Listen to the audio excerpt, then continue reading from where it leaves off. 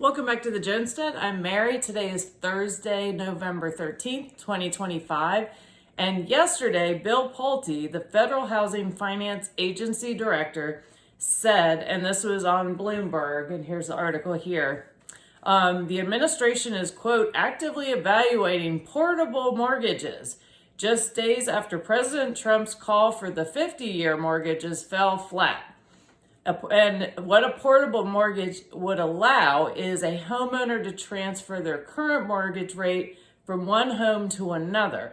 And it says the thought is the portable mortgages would help loosen the logjam of sales caused by the so-called lock-in effect, where existing homeowners are reluctant to list their homes and move for fear of sacrificing their current low mortgage to get a more expensive loan. And the article went on to say, the push to innovate around mortgages underscores the urgency in the White House to do something about the high cost of housing.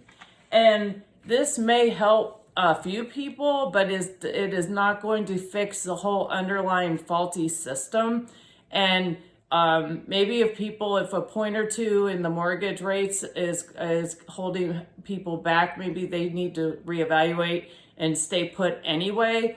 But this is not going to address the inflationary issues that are hitting the housing market and making it so unaffordable for so many people trying to get into a home and then trying to maintain and continue to afford the ongoing costs with the insurance and everything.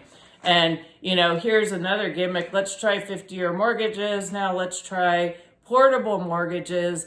And yet what they're not addressing is the true underlying system that is not being fixed. And it's just like if you have a hole, this may not be a great example, but if you have a hole in your wall and you hang a picture over it, the picture might be prettier than the hole in the wall, but the hole's still in the wall and it's behind the picture. So you haven't fixed anything. You just covered it up and put a little dressing on top. So, again, in my opinion, mortgage gimmicks cannot solve this. And I think this will help, this at least helped me kind of explain in my own mind why I knew this to be so. And I'm sure this is nothing new to you all. But I wanted to share this article yesterday. This was an article that came out on Doug Casey's International Man website.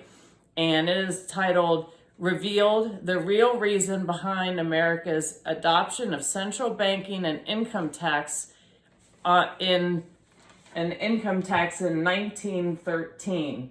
And I'm going to read some of this just to share it because I think it's so important. But I'll definitely put the link in the comments below in this video so you can go back, read the whole thing, and really digest it because it really takes the central banking complexities and really boils it down and makes it quite simple and understandable for people like me. So anyway, here I'll share the part of it with you all. It says 1913 was a terrible year for America and human freedom. It was the year Congress passed the Federal Reserve Act and ratified the 16th Amendment to the U.S. Constitution, which authorized federal income tax. Again, 1913. At first glance, these two unfortunate developments may seem unrelated, yet what are the odds that the U.S. would adopt both a central bank and an income tax in the very same year? It seems implausible that this was the result of mere chance. In fact, upon closer examination, the Federal Reserve System depends on an income tax to function as it does. Let me put it into the simplest and most concise terms. Central banks create fake money out of thin air. They then loan this money, quote unquote, to governments at interest by purchasing government bonds with it. The primary asset held by the Fed is government debt. However, what secures and collateralizes this debt? The government's ability to tax its citizens, you and me. Governments use violence and threats of violence to extract taxes from average citizens to pay the interest and service the debt owed to the central bank, which created the money it loaned to the government out of thin air. And it said it was no coincidence that the federal income tax was imposed on the American people shortly before the establishment of the Federal Reserve in 1913.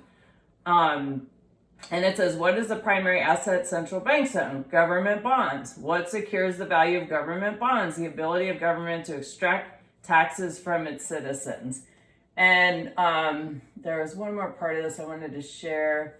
It says, previously people could simply save in sound money, either gold or a derivative of it, and dedicate their time to their families and pursuing their passions. There was no need for a dentist, construction worker, or small business owner to double as a hedge fund manager attempting to predict market movements just to preserve what they had already earned.